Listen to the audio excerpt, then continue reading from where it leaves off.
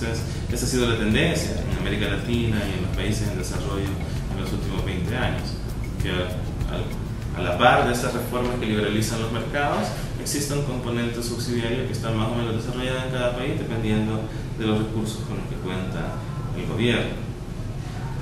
Ahora, eso no implica que se han abandonado todas las políticas anteriores. Por ejemplo, en la gran mayoría de países la educación, la provisión de salud sigue estando en parte o en todo a cargo del Estado. Entonces nos conviene preguntar también, ¿y estas políticas qué impacto tienen? Por ejemplo, la política educativa de El Salvador, ¿tiene algún impacto en reducir la pobreza o no? Bueno, lo que la literatura demuestra es que ciertos gastos en educación, por ejemplo, sí tienen impacto en reducir la pobreza. Estoy hablando de extender la cobertura de la educación primaria y de la educación secundaria, que permite que las personas aprendan a leer, que puedan incorporarse al mercado laboral. Eso suele tener un impacto en reducir la pobreza. Al contrario, políticas como la educación universitaria no benefician a los pobres, porque lo usual es que los pobres no terminen la secundaria o no tengan la oportunidad de asistir a la universidad, no esté dentro de sus expectativas, o el costo de oportunidad sea demasiado alto. Entonces, subsidiar la universidad es una política que beneficia a las clases medias. Ustedes ven los subsidios de la Universidad de El Salvador, el efecto es ese, es una transferencia a un sector con mayores ingresos en la población. Lo mismo en salud, donde las políticas de atención primaria y de prevención benefician mucho a las personas más pobres, pero la inversión en hospitales, en tratamientos caros, no suele serlo. Entonces es un gasto más regresivo.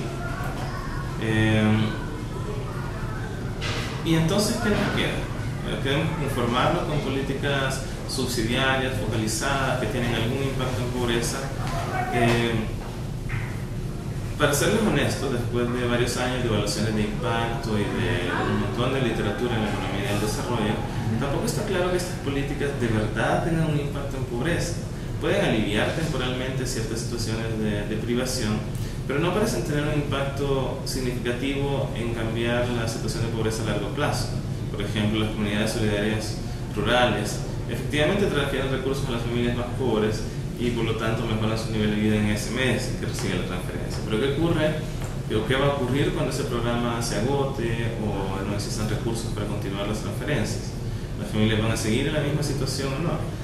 Ustedes ven que esos programas tratan de crear capital humano, tratan de aumentar los niveles educativos, pero el impacto, aunque es positivo, es bien marginal. Los niños ahora en vez de tener 5 años de educación tienen 6.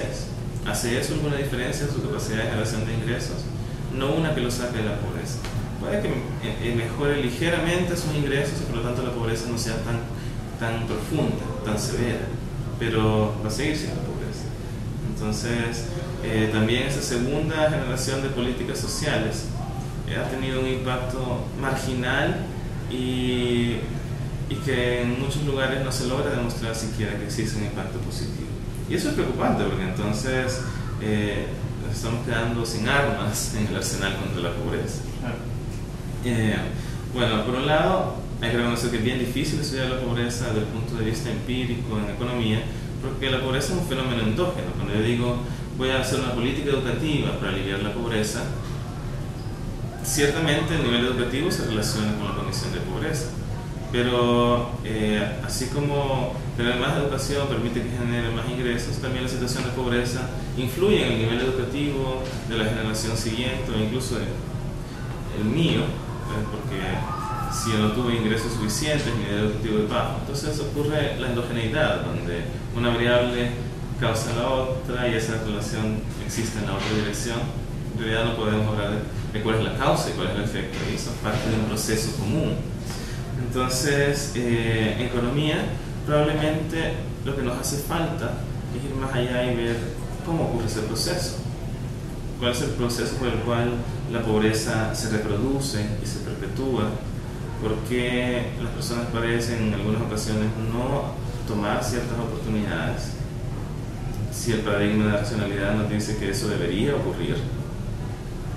Entonces, eso nos debería permitir entender mejor qué incentivos realmente funcionan. Cuándo es que una política puede tener un impacto. Por ejemplo, yo puedo ofrecer bachillerato a todos y construir institutos, pero de repente hay una percepción o hay una dinámica en que las personas perciben que eso no hace diferencia.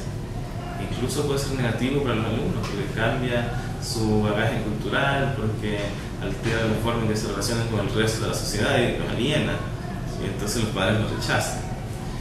Entonces, por un lado, existen fenómenos como estos que han sido documentados en algunas comunidades y que limitan el efecto de la política pública. Pero aún si la política pública tiene el impacto esperado en aumentar los niveles de escolaridad o del estado de salud, ¿qué impacto tiene eso al final en la pobreza? Es todavía bastante precario y bastante limitado.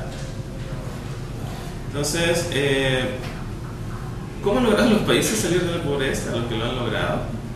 Bueno, la verdad es que es con una experiencia de crecimiento económico, una experiencia de inversión, de generación de capacidad productiva, que exige un grupo importante de personas que estén incorporadas al mercado, que adopten este modelo de desarrollo occidental.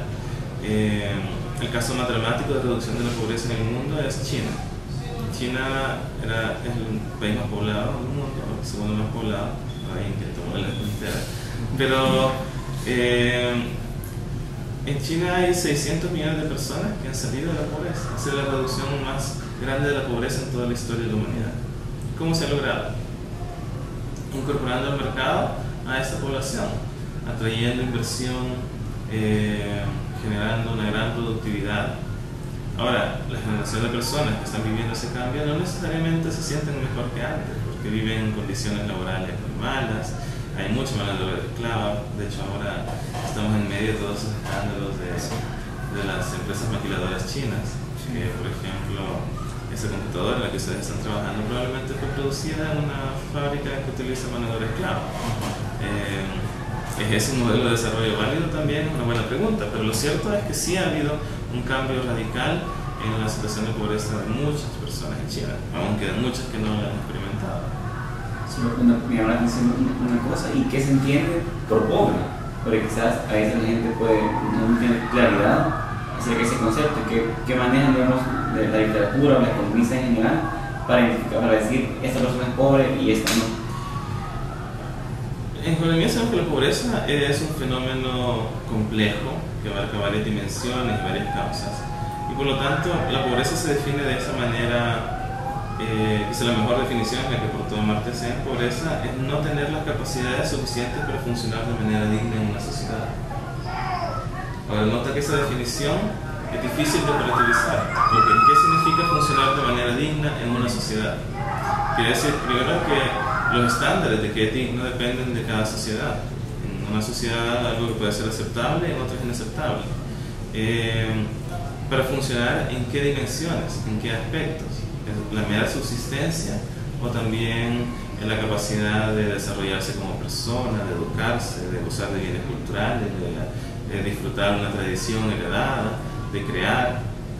Es una buena pregunta, ¿hasta dónde llega eso? Entonces, aunque en la teoría la definición sea así muy compleja y muy amplia y reconozca las múltiples facetas de la vida humana, en la práctica se ha limitado la definición de pobreza a no contar con los ingresos suficientes para alcanzar el nivel de subsistencia.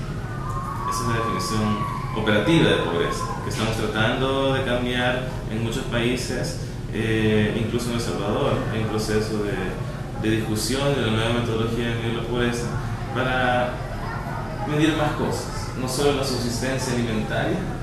Puedes comprar la canasta básica, que en el caso de El Salvador es solo las calorías mínimas para sobrevivir, sino también poder funcionar en otros aspectos y tener otras oportunidades. Es una medición más completa que puede también tener el resultado de que muchas más personas son pobres de lo que creíamos anteriormente. Entonces, esos son los conceptos que manejo. Muchas gracias.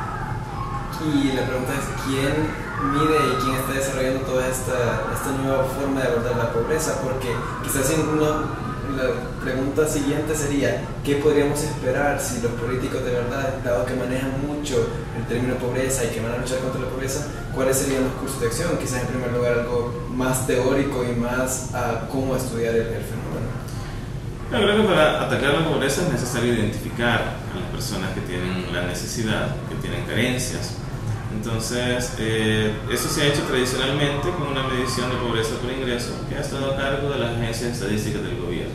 En el caso de El Salvador, es la Dirección de Estadísticas y Censos, y su equivalente en todos los países aplican una metodología que fue estandarizada por el Banco Mundial, que se basa en las encuestas de hogares y trata de medir el ingreso o el consumo de las personas.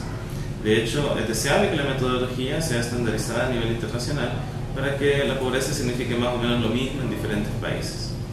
El PNUD, por ejemplo, desde hace 20-25 años propone medidas un poco más amplias de pobreza, como los índices de desarrollo humano, los índices de pobreza multidimensional, que buscan medir más cosas. Esa es una iniciativa propia de Naciones Unidas que ha tenido algún eco.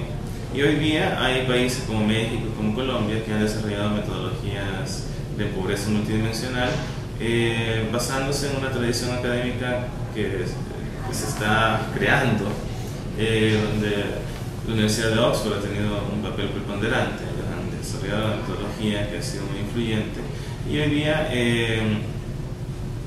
eso se ha extendido a diferentes países, sobre todo propuesto por la academia. Es interesante que el Banco Mundial no se ha sumado al principio de esa iniciativa y sigue defendiendo las mediciones tradicionales. Obviamente las nuevas mediciones tampoco están exentas de problemas.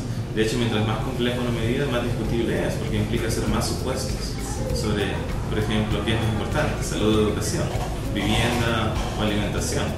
Entonces, mientras más complejo y más completo un indicador, también más cuestionable.